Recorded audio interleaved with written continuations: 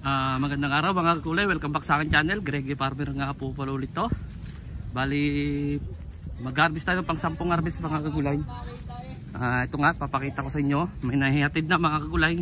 Pasensya na kung di ko na ano sa inyo yung unang hatid. Pero nakaka 260 naman talaga. 260 yung nahihatid mga kakulay. Ilan ba yung talong? 120 ata. 120 na lang yung talong mga kakulay. Ang good natin. Ito yung update dito sa ating ano. Bali 260 na yun natin, tapos ito pa 1, 2, 3, 4, 5, 6, 7, 8, 9, 10, 11, 12, 13, 14, 15, 16, 17, 18, 19, 20. Bali 420 itong naka-plastic mga gulay, tapos meron pa dito mga 500 plus mga gulay, bumaba siya sa pang 10 harvest mga kagulay. Pero meron pa naman ano, kutin at saka iba-bundle. I-vlog na naman. Huwag nyo kasi i-skip, ini-skip nyo eh. Hindi. Pa tayong ano nyan. Hindi. Pwede ni-skip naman. Yan mga kagulay. Medyo ano na, umiksi na yung bunga mga kagulay. Sa pang siyam na harvest. Pero nung pang 10.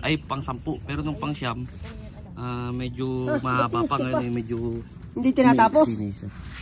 Yung ano, ads. Yan mga kagulay. Hindi katulad ng pang siyam talaga na ang haba. Pero okay pa naman to mga kagulay.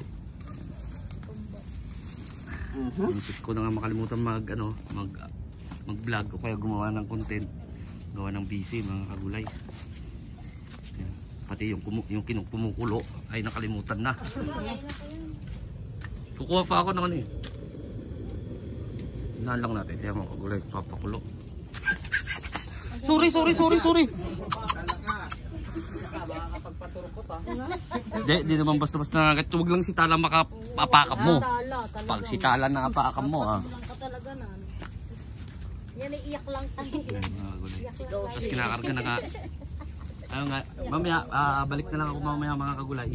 Ano ko na lang kung ilang kilo lahat kasi merong nahihatid na, meron ano na. Basta yung ihatid ngayon mga kagulay nasa 420 na mga kagulay. Tapos ayun nga meron pang ano, baka sa abot din siguro siya ng humigit kumulang mga kagulay. Siya. Ito yung pinagkakarga namin mga kagulay. Ito. At saka sa nagtatanong lagi kung anong ibabasal ko dito sa mga ano, nung mga nakaraan mga kagulay, wala akong binasal mga kagulay doon sa mga naunang tanim ko. Pero ngayon, magbabasal na tayo ng chicken manure mga kagulay. Ito siya. Nasa 30 sako na bimig mga kagulay na chicken manure. Ano na siya? Kumbaga semi-process na siya mga kagulay kasi ito yung tuyo na siya, wala na rin siyang amoy. Pero i-sprayan pa rin natin siya ng pampabulok mga kagulay para maganda-ganda yung ating ibabasal doon sa ating itatanim doon. Sa nakita nyo naman nakaraan, yung pinakita ko sa inyo doon, mga 300 lang siguro mga kagulay, kaya 250 yung may tatanim. Hindi lang naman. Tapos yung pangalawa, balik ulit sa 700 mga kagulay, ganun ulit ng tatanim kasi pag susundin namin, mali nga yung ano namin, kalkulasyon namin. Hindi naman mali mga kagulay, umulan lang kasi nung umulan dito kaya hindi na kami nakapagpasunod kagad mga kagulay ng ampalaya. Pero ito, order kami siguro mga 250 na puno. Tapos di bali kapag sa Lunes kami magsisimulang magpasidling, ibig sabihin sa ados na ng November kami makakapagtanim mga kagulay. Tapos, pero isasabay na namin dun sa ano kasi magpapasidling kami din ng 700 pero ang patola ang ipapasidling namin mga kagulay gawa ng ulan talaga dito mga kagulay. Ito ang patola sanang ipapasidling namin doon kaso lang isang buwan pala kasi ang ano ng patola hindi katulad ng ordinary lang na 12 days lang pwede nang kunin doon sa pinagpasidlingan. Hindi ko rin kasi alam nung nakaraan ko lang nalaman nung tumawag ako doon sa nagsisidling. Nasabi niya ay isang buwan din pala kapag ganon yung ampatola. Kaya ang unahin lang namin ay yung 250 siguro ngayon. Tapos papasidling kami kagad ng ampatola para magkasunod na talaga siya mga kagulay. Para makahagip man lang ng maganda-gandang presyo. Ngayon maganda pa rin naman presyo pero hindi pa kami nakakagip ng 100 mahigit mga kagulay. Nung nakaraan doon sa unang tanim namin nakagip kami ng 100 mahigit pero ngayon sa tanim namin ngayon ay Hindi mga gulay, hanggang ano lang kami, hanggang 95 yata mga gulay. Hindi pa namin nahagip yung katulad nung nakaraan na 170 mga kagulay ang presyo. Bali 17 ang isang bundle kasi 10 kilo mga kagulay. Hindi pa kami nakakahagip ng ganun, kaya ang plano namin, iuna muna namin tong ano, tong ordinary lang. Ibig sabihin kapag ordinary lang mga kagulay, yung hindi siya ano, wala siyang dugsong. Hindi katulad nung ampatola, patola yung ano, yung puno niya, kumbaga doon sa bandang papunta sa ugat, tapos ang palaya doon sa taas mga gulay. Isang ano nga, isang buwan nga hintayin doon, kaya yun na mga gulay, yung 250 muna ipapauna na namin ng ordinary mga gulay. So hanggang dito muna lang ako mga gulay. Mamaya i-update ko kayo uli kung ilan talaga na kilo ang ma-harvest sa pang 10 mga gulay. Basta doon nakaraan umabot siya ng 800 kasamang semi mga kagulay. Bali 750 yung ano, yung good natin. Tapos yung semi ay nasa 40, tapos yung RR ay nasa 10, kaya nasa 800 mga kagulay.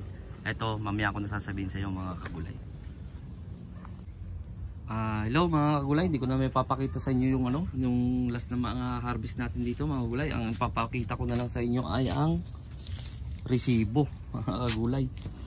Ito talaga walang ano, wala nang daya to kasi resibo na. Yung unang ano mga kagulay, yung unang deliver sa talong 90 lang mga kagulay ha. Yan 90. Nasa ano naman. Huwag niyo na tingnan yung ano, yung pangalan nito.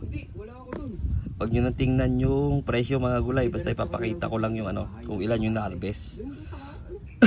260, ayan oh. Ang palaya good 260 yung unang deliver. Tapos may semi tayong 10, 270.